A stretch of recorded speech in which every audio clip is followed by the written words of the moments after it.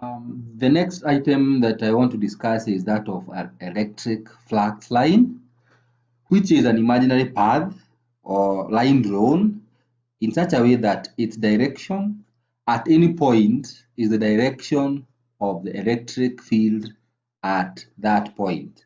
And I know we are quite conversant with the ideas of electric flux lines. We always draw a charge that is having lines that are pointing outward. If this charge is positive, or pointing inwards, pointing, if the charge is negative, the lines are always drawn as pointing inwards. So these are the ones that we refer to as the electric field lines. Now we want to figure out how an electric dipole or the electric flux lines of an electric dipole can be drawn. And as you can see in this figure, we are going to illustrate that they are going to appear in such a manner like they form continuous lines that are leaving from the positively charged point charge. You remember that we had point charge appearing at on one side and the negative charge appearing on this other side. So I think I need to just wrap that. So, and the other one is the negative charge is on that side. So the ones that are leaving from this point charge are definitely leaving from the positive terminal or the positive charge side.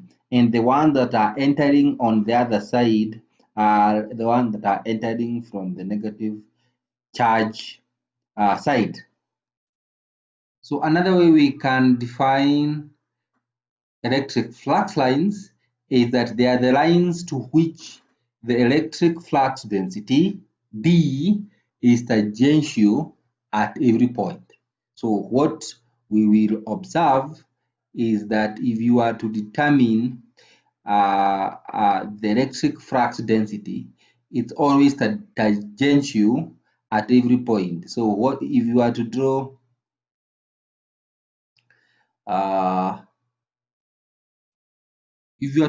the electric flux density lines, which we are saying are tangential to the electric flux lines, it means that tangential simply means that a tangent, if you remember the concept of a tangent in a circle, a tangent is making a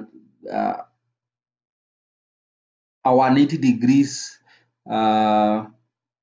intersection such that from this point to this point, those two lines are parallel. And therefore, we are saying that the flux lines intersects the electric flux density tangentially. Another concept that we definitely need to discuss is that of equipotential surface. And we are saying that any surface on which the potential is the same throughout is known as an equipotential surface. And in this diagram, we have equipotential surfaces that you can always draw that indicate that if you move a charge from this point to this point, there is no work that is done because you are not moving against the field or along the field. And therefore, since you are moving along a plane or along a surface where the electric flux density is, or where electric field strength is the same, that means that that line over which the electric field strength is the same is called an equipotential surface. And from the idea that we have said that you cannot, or no work is done when you move a charge from one point to another along the equipotential surface, we actually define this equation that says that the work that can be defined by electric field strength times the displacement. We are saying along the line, or which is along the equipotential surface. That means no work is done, and therefore that equation gives us a 0. And from this equation, we can conclude that the lines of force or the lines of flux, which are pointing outwards, intersect at the equipotential surface, or they make a normal intersection. The idea is that they always make 90 degrees intersection. And as we have already said, this figure 421 gives us an examples of equipotential surfaces for a point charge in part A and for a dipole in part B.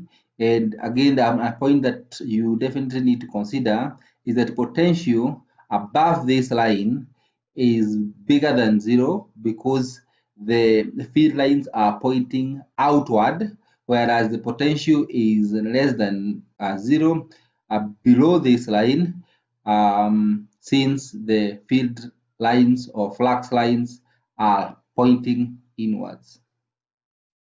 Lastly, we need to make a conclusion that says that from these examples, we note that the direction of E is everywhere normal to the equipotential surface. That's something I've already said, but it doesn't harm in repeating. And we shall see the importance of equipotential surfaces when we discuss conducting bodies in electric fields.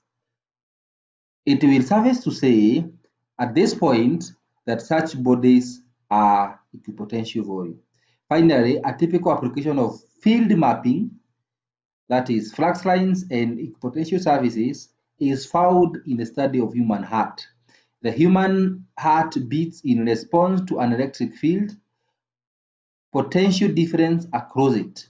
The heart can be characterized as a dipole with a field map similar to the one that we have seen in figure 421b, which is right there.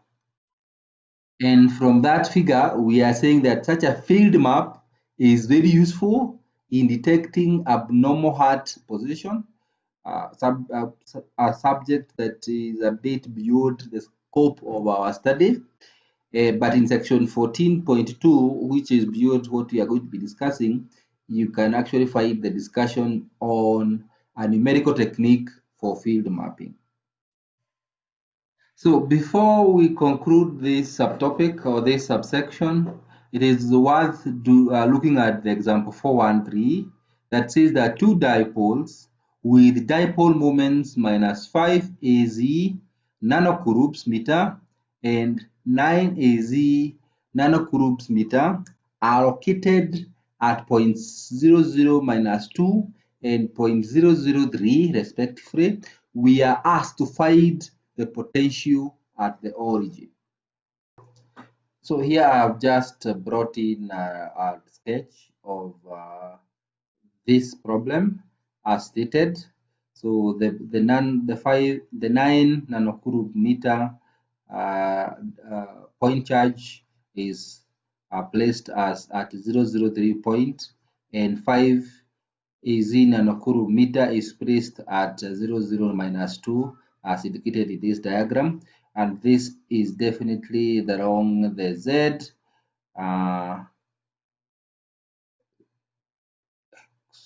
This is X and this is along Y. So again, I've just brought in an equation that illustrates the formula that we use to evaluate the V, because the V at the origin.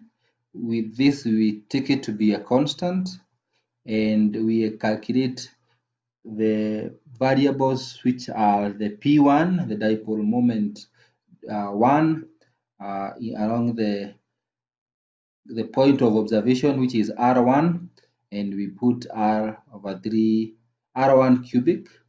And similarly, from the dipole moment 2 observed at R2, and of course you divide by the reciprocal of course you divide by the R2 cubic.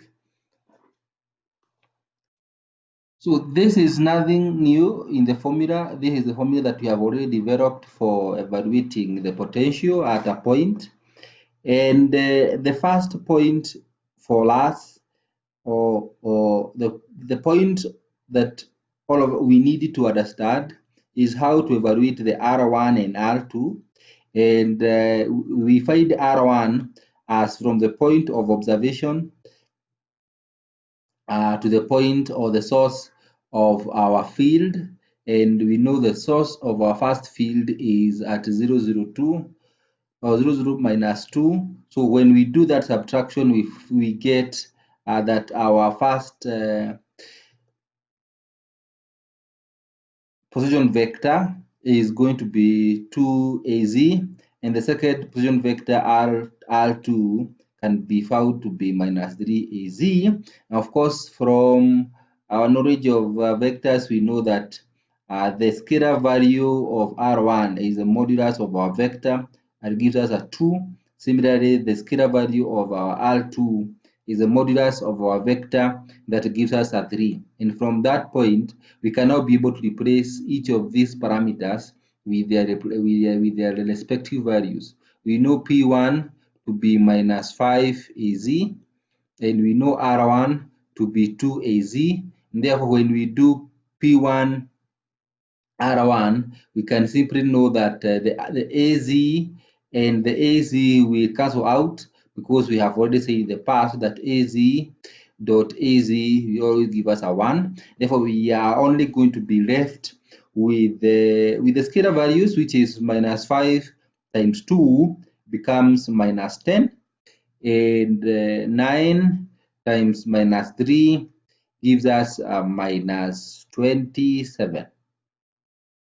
And of course, the reciprocal of 2 remains 2 to the power 3, and the reciprocal of 3 cubic remains at that point. And when you evaluate that, you are going to find that the solution gives you minus 20.25 volts. That is your potential observed at this point. Remember, we are observing at the origin.